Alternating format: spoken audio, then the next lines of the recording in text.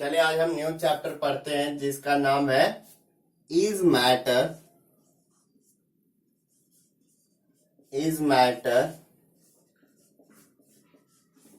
Around us pure. क्या हमारे आसपास जो मैटर है क्या वो प्योर है? जो हमारे आसपास जो मैटर है क्या वो प्योर है? Is matter around us pure कहने का मतलब है क्या हमारे चारों ओर जो मैटर है क्या वो प्योर है, शुद्ध है? तो जैसे ही शुद्ध की बात आती है तो ऐसे कॉमन पर्सन हमारे दिमाग में बस एक क्वेश्चन आता है, उसमें मिलावट तो नहीं? अगर उसमें एडल्ट्रेशन किया गया है, एडल्ट्रेशन या कुछ उसमें मिलाया गया है तो वो भाई क्या है? अशुद्ध, इम्प्योर है। और अगर उसमें एडल्ट्रेशन नहीं किया गया है तो वो जो है बिल्कुल शुद्ध है, बिल्कुल बढ़िया है। जैसे आप खाना खाने गए तो बोला जाता है यहाँ शुद्ध शाकाहारी खाना मिलता है, भोजन मिलता है, शुद्ध शाकाहारी। तो शुद्ध शाकाहारी का मतलब हम लोग बस यही समझते हैं, शुद्ध जैसे लिखा हुआ है कि यहाँ पे शुद्ध शाकाहारी खाना उपलब्ध है। तो शुद्ध शाकाहारी का मतलब डायरेक्ट समझ लेते हैं, उसमें मांस तो नहीं है, मांस मिला हुआ नहीं है, मीन्स नॉन वेज वगैरह तो नहीं है उसमें, तो शुद्ध शाकाहारी। और साथ ही साथ ये भी बताता पवित्रता के बारे में कि उसको बिल्कुल बढ़िया से बनाया गया है, गंदे हाथों से टच नहीं किया गया है, या तो उसमें इस तरह का जो नॉनवेज जो है, नॉनवेज का इसमें जरा सा भी उसमें कुछ भी एक दूसरे का टच, यहाँ तक टच भी नहीं है एक दूसरे के। जो नॉनवेज का जो है खाना और वेज जो है दोनों से एक दूसरे का टच भी नहीं किया। तो इसका मतलब हम लोग यही समझते हैं शुद्ध शाकाहारी, शुद्ध शाकाहारी भोजन। मगर साइंस में ये शुद्धता को, ये जो प्योर है, प्योरिटी है, इसको समझने का कंसेप्ट अलग है बच्चों। As a common person, as a common human being, we always think about purity means pure things means pure matter means what? Or the pure things means what? The things which are free from, as a common person I'm telling, or as a common human being I'm telling, means pure matter or pure things means what? The things which are free from adulteration. Adulteration means anything that is free from adulteration, that is the pure one. And the things which are adulterated, they are regarded as the impure one. But this concept is not accepted, this concept cannot be accepted by the scientist or in the terms of the science. Science has another concept for defining pure and impure things. Sometimes we say the milk is pure.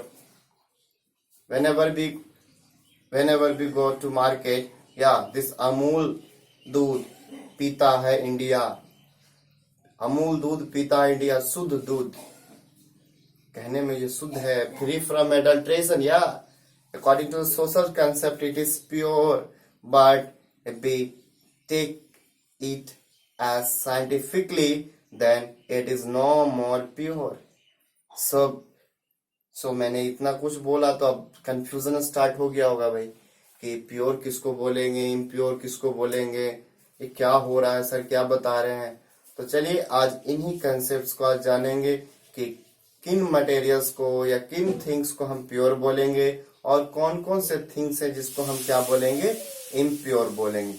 तो purity का आज ये chapter है, कौन सा things pure है और कौन सा थिंग्स इम्प्योर है।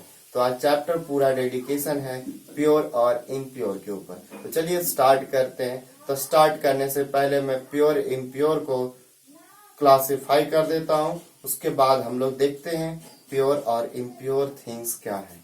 So see the things, let us see the table. So matter,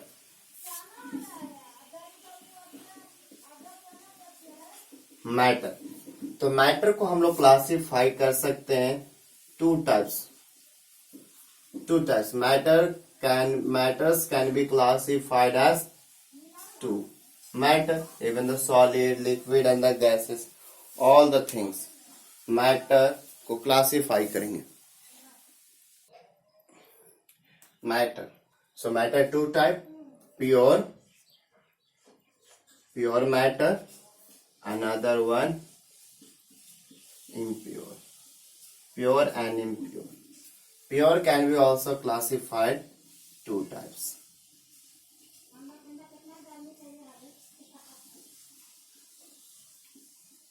Element and next one compound. Element and compound. Impure can be classified further. It is homogeneous,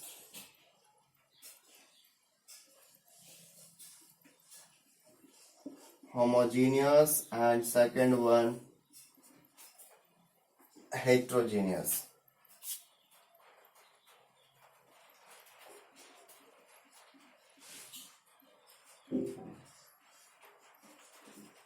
Homogeneous and heterogeneous.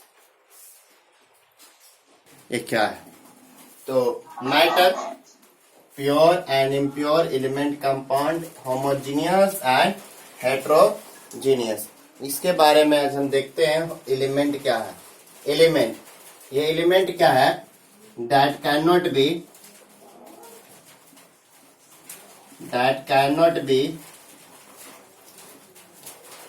broken down in simpler form. It cannot be broken down into simpler form. It has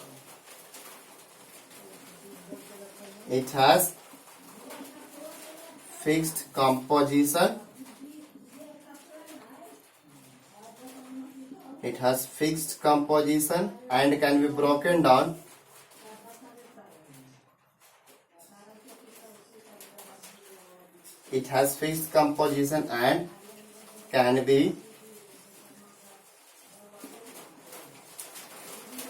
can be broken down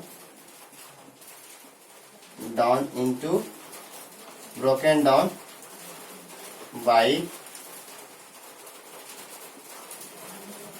chemical reactions के द्वारा इसको क्या किया जा सकता है? Break down किया जा सकता है. Homogeneous mixer, uniform composition.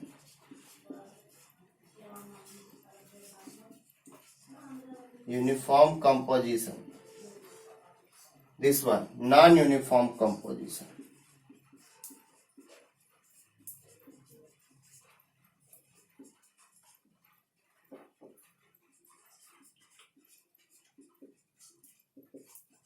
Non-uniform composition. So element that cannot be broken down into simpler form. Compounds, it has fixed composition and can be broken down by chemical reactions. Homogeneous, it has uniform composition. Heterogeneous, non-uniform composition. तो pure और impure का परिभाषा आपको यहीं पे मिलेगा. Pure और impure का डिफिनीशन मैं यहीं पे डिफाइन करता हूं. प्योर क्या है, इम्प्योर. प्योर में आप देख रहे हैं क्या? एलिमेंट और कंपाउंड है. इम्प्योर में क्या है? Homogeneous and heterogeneous. चलिए तो प्योर को मैं डिफाइन कर दूं. किसको प्योर बोलेंगे? ए प्योर मैटर और the pure things that is made up of element और द कंपाउंड. ऐसा मैटर जो या तो सिर्फ एलिमेंट का बना हो या तो कंपाउंड का बना हो, तो उसको हम सिर्फ क्या बोलेंगे? मतलब प्योर मैटर को प्योर बोल रहे, इम्प्योर बोल रहे, तो प्योर एलिमेंट और कंपाउंड. चलिए प्योर इम्प्योर से पहले मैं इसको समझाता हूँ. एलिमेंट क्या है, कंपाउंड क्या है, होमोजीनस क्या है, हेट्रोजीनस. क्योंकि ये जब समझ जाएंगे तो मैं यहाँ पर लेकर आता हूँ. अपना तरीका है समझाने का. तो मैं समझाता हूं एलिमेंट क्या है। तो एलिमेंट के एग्जांपल्स के तौर पे आप ले सकते हैं। एग्जांपल में मैं उठा लिया हूं जैसे हाइड्रोजन, हाइड्रोजन एग्जांपल में उठा लिया हाइड्रोजन। फिर आप उठा सकते हैं आयरन, आयरन। तो ये सब जो एग्जांपल्स हुए एलिमेंट के हुए। कंपाउंड, कंपाउंड का एग्जांपल मैं उठा लेता हूं iron oxide, iron oxide. Water, water that is made up of H2O. This is what? Compound, iron oxide. Homogeneous mixture, salt solution. Example, example I have salt, salt, what? Salt solution, salt solution. Example में homogeneous, heterogeneous, heterogeneous में example उठा सकते हैं mixture of, mixture of sand and stones. एक एक example लिखा है हमने। तो एलिमेंट जैसे हाइड्रोजन, मैं बात करूंगा हाइड्रोजन, या तो आयरन, लोहे का एग्जांपल उठा लेता हूं, लोहे का। तो लोहा का एक एग्जांपल उठा लूंगा, लोहा। तो मतलब कहने का ये मतलब है, प्योर का मतलब क्या है? प्योर का ऐसा सब्सटेंस, ऐसा सब्सटेंस जो मैं बात कर रहा था, that can not be broken in, that can not be broken down in simpler form. इसको सिंपलर फॉर्म में ना तोड़ा जा सके, इसको जिसको तोड़े जा सके सिंपलर फॉर्म में मगर केमिकल रिएक्शन के द्वारा। तो एलिमेंट हुआ कंपाउंड। एग्जांपल में हाइड्रोजन और आयरन, हाइड्रोजन आयरन, समझ गए? Hydrogen iron, oxygen, aluminium, gold, silver, platinum, carbon, titanium, uranium. तो इस तरह के जो थिंग्स होंगे ये क्या हो गए आपके? इस तरह के जो थिंग्स हो गए एलिमेंट कहलाएंगे, और एलिमेंट आपका प्योर है। कंपाउंड, कंपाउंड आप क्या देखते हैं? Iron oxide, iron oxide, iron oxide, iron oxide. तो ये आप देख रहे होंगे आयरन ऑक्साइड, आयरन ऑक्साइड। तो ये आयरन ऑक्साइड, आयरन ऑक्साइड तो मैं बोल रहा हूं बच्चों, तो इसमें आयरन भी और ऑक्सीजन भी, आयरन भी है ऑक्सीजन भी। Glucose C6H12O6, C6H12O6। तो ये आप देख रहे हैं क्या कि इसमें कार्बन भी है, हाइड्रोजन भी है और ऑक्सीजन भी है। तो आप देख रहे हैं कि इसमें फिक्स्ड कंपोजिशन है, फिक्स्ड कंपोजिशन। या तो वाटर का सबसे बेस्ट एग्जांपल है, वाटर का एग्जांपल है हमारे पास फिक्स्ड कंपोजिशन का यहाँ पे, क्योंकि वाटर हमारे रेगुलर इस्तेमाल का है और हाईली यूज्ड कंपाउंड है। तो वाटर देखते होंगे कि हाइड्रोजन और ऑक्सीजन 2:1 के रेशियो में है। वाटर और जो वाटर में देख रहे हैं, वाटर का जो मॉलिक्यूल है वो 2:1 के फॉर्म है। मतलब हाइड्रोजन का 2 एटम और ऑक्सीजन का 1 एटम मिलके एक 1 मॉलिक्यूल ऑफ हाइड्रोजन का फॉर्मेशन कर रहा है। 2 molecules of hydrogen and 1 molecule of oxygen makes 1 molecule of 2 atoms of hydrogen and 1 atom of oxygen makes 1 molecule of water. So it is a what? Compound. ये आपका क्या है? Compound है, compound. तो ये कंपाउंड, तो कंपाउंड किसका बना हुआ? एलिमेंट से बना हुआ कंपाउंड है। अगर एलिमेंट्स 2 या 2 से अधिक, 2 या 2 से अधिक क्या? अगर एलिमेंट्स केमिकली, अगर एलिमेंट्स केमिकली, अगर केमिकली रिएक्ट करके न्यू प्रोडक्ट को बनाए तो उसको हम कंपाउंड बोलते हैं, केमिकल। अगर केमिकल बॉन्डिंग दिख रहा है तो वहां जो नया चीज निकल कर आएगा, जैसे देखिए H2O का, तो ये केमिकल बॉन्डिंग है। इसमें क्या दिख रहा है? 2 एलिमेंट्स है। तो 2 एलिमेंट्स क्या कर रहा है? एक एलिमेंट आपका हाइड्रोजन है, दूसरा ऑक्सीजन। तो हाइड्रोजन और ऑक्सीजन दोनों मिलकर क्या बना रहा है? कंपाउंड का फॉर्मेशन। तो दोनों केमिकली है, फिजिकली अटैच नहीं है, केमिकली अटैच्ड है ये दोनों। हाइड्रोजन और ऑक्सीजन क्या है, केमिकली एक दूसरे से अटैच्ड है बच्चों, केमिकली अटैच्ड है। ये हाइड्रोजन और ऑक्सीजन क्या है, केमिकली अटैच्ड है, ये केमिकली अटैच्ड है, इस तरह से स्ट्रक्चर है। मतलब हाइड्रोजन और ऑक्सीजन एक दूसरे से केमिकली अटैच्ड है, तो इस तरह के कंपाउंड, इस तरह के जो मैटर होंगे उसको क्या बोलेंगे, कंपाउंड। अब ये रहा सिर्फ आयरन या एल्युमिनियम या गोल्ड, कॉपर, कार्बन, तो इस तरह के जो थिंग्स होंगे उनको बोलेंगे एलिमेंट्स। ये रहा आपका कंपाउंड। अगर वाटर को अलग भी करना है, चलिए तो वाटर का ही एग्जांपल उठा रहे थे, तो that can be broken down by the chemical reaction. तो वाटर को हम अलग अलग कर सकते हैं केमिकल रिएक्शन के द्वारा, फिजिकल रिएक्शन के द्वारा, फिजिकल प्रोसेस के द्वारा नहीं, केमिकल प्रोसेस के द्वारा। तो आपको याद होगा कि इसको अलग करने का तरीका याद होगा कि आप पानी लेते थे और पानी भरने के बाद आप क्या करते थे, 2 इलेक्ट्रोड को डालते थे, 2 इलेक्ट्रोड को क्लास 8 में पढ़ा होगा, 2 इलेक्ट्रोड को इस्तेमाल करके बैटरी से उसको कनेक्ट करते थे, बैटरी से एगो पॉजिटिव टर्मिनल एगो नेगेटिव टर्मिनल, एगो पॉजिटिव टर्मिनल और नेगेटिव टर्मिनल पे। तो देखते थे क्या, बुलबुला आता था दोनों टर्मिनल पे, पॉजिटिव टर्मिनल और नेगेटिव टर्मिनल पे, दोनों पे बुलबुला आता था। तो बुलबुला क्या था, तो एक पे हाइड्रोजन गैस का इवोल्यूशन हो रहा था, दूसरे पे ऑक्सीजन गैस का इवोल्यूशन हो रहा था। तो क्या हो रहा, इलेक्ट्रिसिटी की वजह से उसका डिकम्पोजिशन हुआ ना, पढ़े थे ना हम लोग, chemical effect of electric current, chemical effect of electric current. तो केमिकल इफेक्ट से क्या कर रहे थे, वाटर के जो एलिमेंट्स थे उनको तोड़ कर उनके अंदर उनको क्या कर रहे, ब्रेक डाउन कर रहे। तो केमिकल मीन्स का इस्तेमाल कर सकते हैं। तो ये आपका हुआ pure substance, compound pure substance की कैटेगरी में आने वाला आपका कंपाउंड। फिर इम्प्योर में भी 2 टाइप से, होमोजीनियस एंड हेट्रोजीनियस।